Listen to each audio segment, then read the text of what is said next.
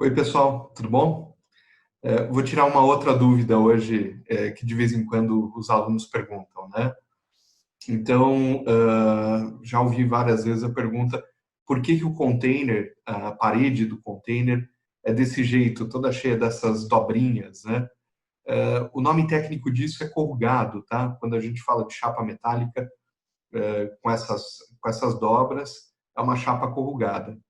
Então, vocês vão ver esse tipo de desenho em muitos tipos de embalagem, tá?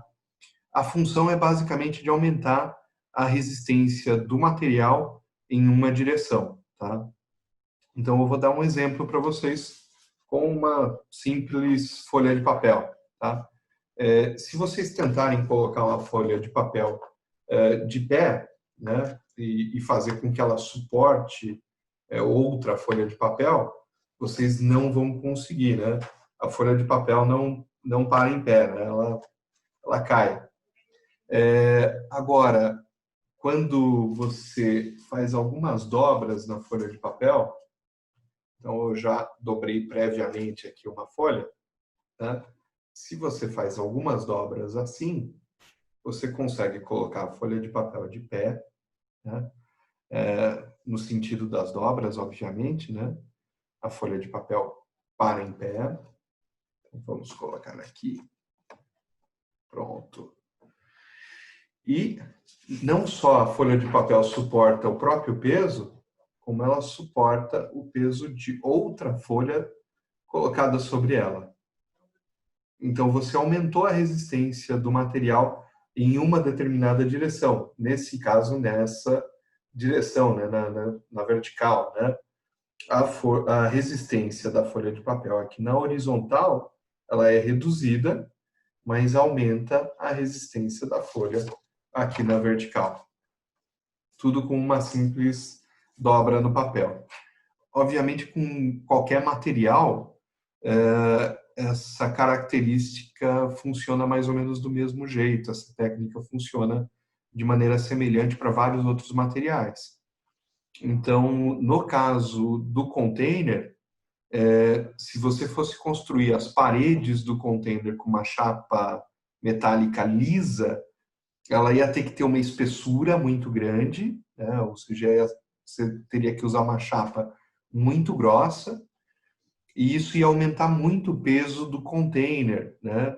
Reduzindo o peso disponível para a carga. Você teria que limitar a quantidade de carga para colocar dentro do container, porque o container em si já seria muito pesado.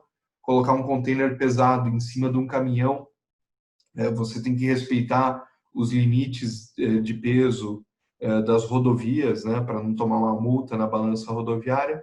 Então, por isso, existe uma pressão muito grande para se reduzir o peso dos containers, reduzir o peso dos caminhões, para que você consiga colocar mais carga em cima desses veículos, né?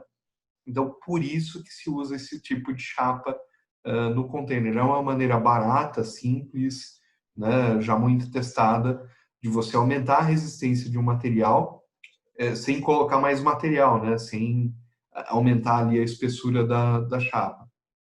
Você perde, sim, um pouco do espaço interno dentro do container, por causa desse zigue-zague, né? Mas, por outro lado, aumenta muito a resistência do container. Vamos lembrar que ali no navio viajam 4, 5, 6 containers empilhados, né? No porto também, esses containers vão ficar empilhados bastante tempo, todos os containers carregados, né? Então, a resistência estrutural do container precisa ser muito grande. Por isso que os engenheiros optaram por essa solução. Ela não é usada só nos containers, tá? Então, se vocês repararem, né, dentro de uma chapa de papelão, ela também vai ter um papel ondulado, né, dentro da chapa de papelão. Então, você tem uma folha lisa de um lado, uma folha lisa de outro, fazendo o sanduíche de uma folha ondulada, né?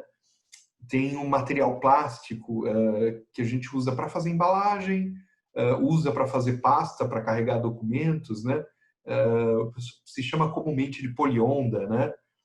Esse material, esse plástico ondulado, também funciona do mesmo jeito, né?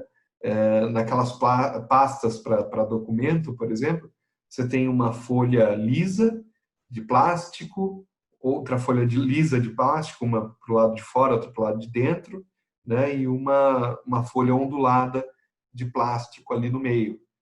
Então, essa folha ondulada, ela aumenta muito a resistência daquele material em uma direção, né? Então, vamos lembrar, papelão, plástico, né?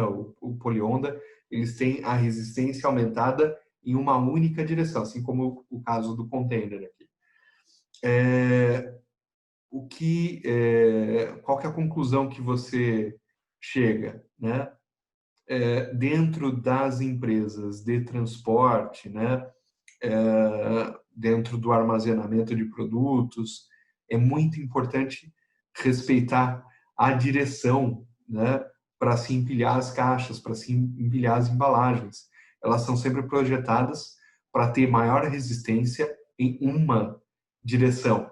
Então, por isso que a caixa de papelão, normalmente ela vem com um pictograma, que é um desenho de uma seta, dizendo qual que é o lado que vai para cima, né? Qual que é a direção que aquela caixa precisa ser armazenada, transportada, empilhada, para garantir que você está apoiando, né, aquela caixa no sentido em que você tem mais resistência da embalagem, tá? Então, era essa a dica de hoje. Valeu, pessoal. Até mais. Tchau, tchau.